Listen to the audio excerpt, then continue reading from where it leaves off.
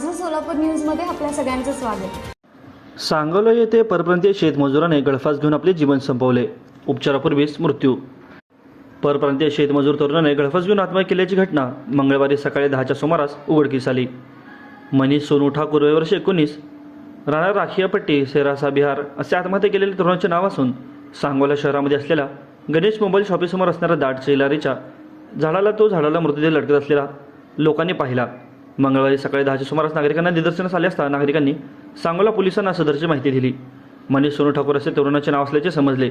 उपचारासाठी सांगोल्यातील ग्रामीण रुग्णालयात त्याला दाखल करण्यात आले, परंतु सदर युवकाचा उपचारापूर्वीच मृत्यू झाल्याचे वैद्यकीय अधिकाऱ्यांनी जाहीर केले।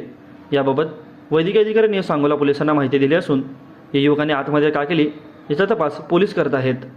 माझं सोलापूर न्यूज या यूट्यूब चॅनलला सबस्क्राईब करा आणि बेल आयकॉन प्रेस करायला विसरू नका।